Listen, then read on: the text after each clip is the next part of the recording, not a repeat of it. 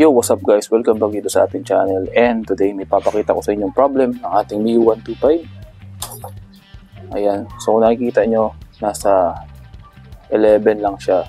So supposedly dapat nasa 12 yung ating voltmeter. Kaya napaka-importante ng voltmeter sa ating motorcycle para ma-detect natin kung may problema na siya sa rectifier, regulator, or sa battery niya, kung nag-charge ba to o hindi. So ngayon ang gagawin ko, i-start ko muna yung engine gamit yung push button.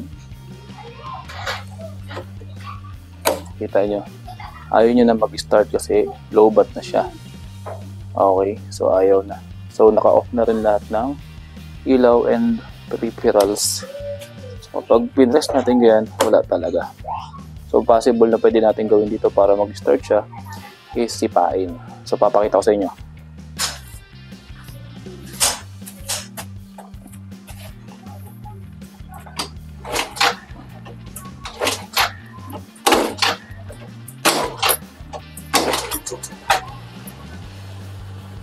So yan, nag-start naman yung ating motor, pero dapat ang ating voltage ay tumataas habang naka-start ang motor. Ibig sabihin, nag-charge na yung motor natin. Ngayon, pag hindi umaangat itong voltage dito, kada birit natin, kusilin nyo doon, ibig sabihin may problema sa regulator. Ayun. So, papakita ko sa inyo kung gaano kadali ito solusyonan. Okay, kung wala pa kayong voltmeter, nasa description box natin kung saan ko nabili yan.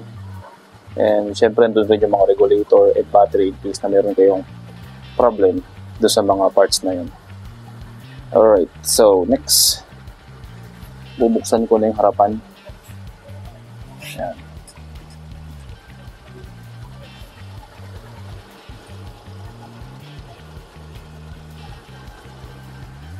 So gagawin lang natin, bubuksan lang natin yung harapan ng motor. Yan. Buksan lang natin ito.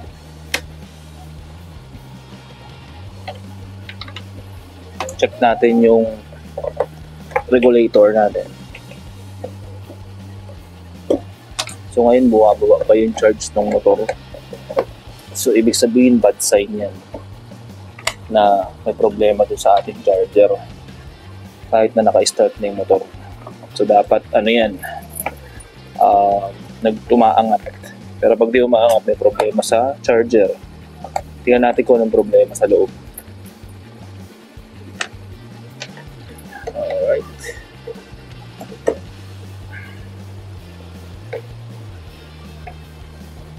So kailangan ng ating tools dito ay Phillips screwdriver at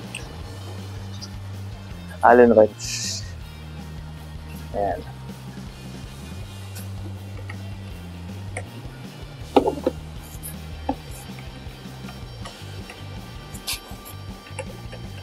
Patayin mo natin. Alright.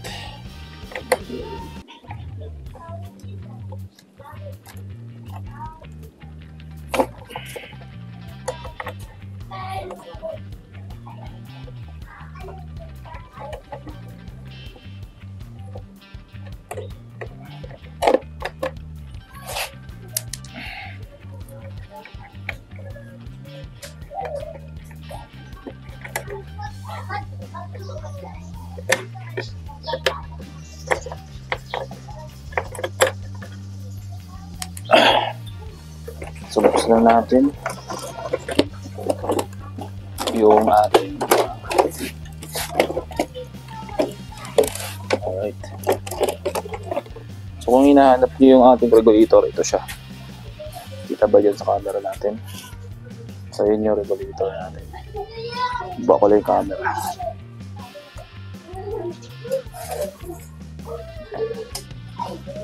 Yung regulator natin. So check natin yung wirings muna kasi nung nakaraan nag-ayos tayo ng wirings. Check natin kung okay pa.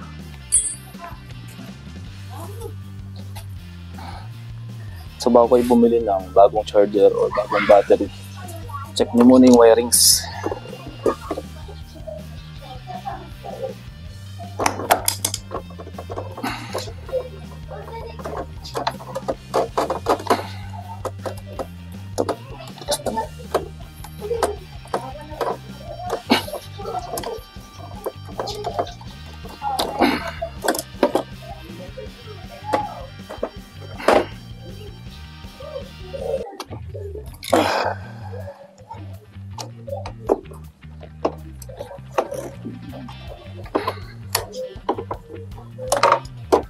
Ito yung regulator natin.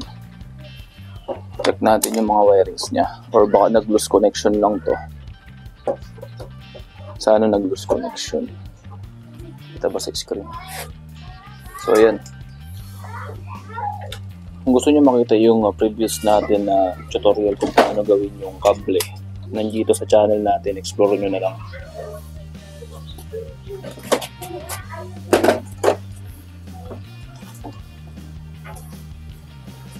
Ano naman? Ano naman? Bobo.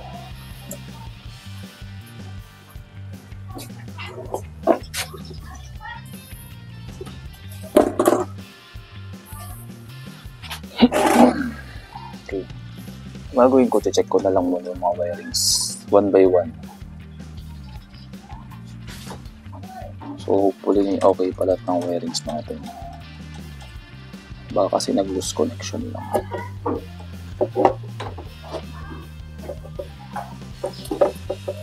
Ayun o, tulad nito.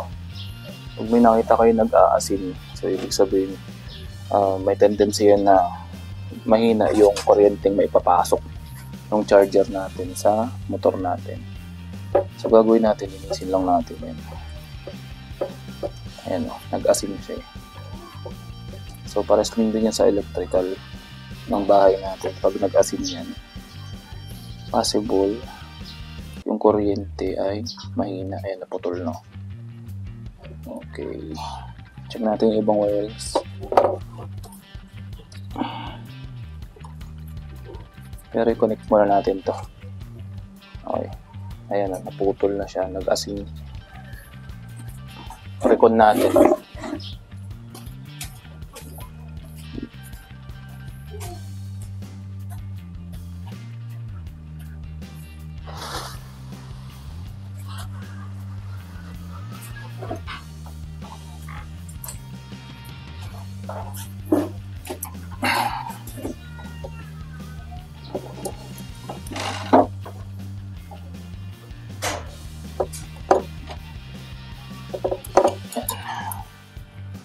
Okay, open muna natin to. Tulad yan. So medyo ano rin siya, no? Nag-aasin yung wirings natin. So kailangan possible na babasa to sa loob. Weathering din. Ayan. So kabit lang natin to. Yung mga ibang wirings, pwede naman natin i-check na lang yun after nitong connection natin. Okay, kita nyo. I-recon ko lang ito. So start natin yung engine. Pag umangat yung voltage ng motor natin, so ibig sabihin okay na. Alright, so testing natin.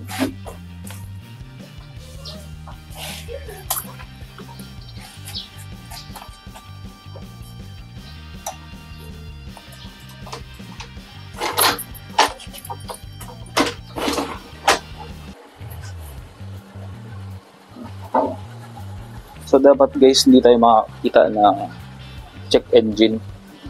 Alright. So dapat hindi tayo mag-check engine. So nakita nyo umangat na yung ating voltage. So walang check engine, ibig sabihin okay pa yung regulator natin, pati rin yung battery natin. So try kong bigyan ng gas. Dapat aangat yan. Ayun. So yun.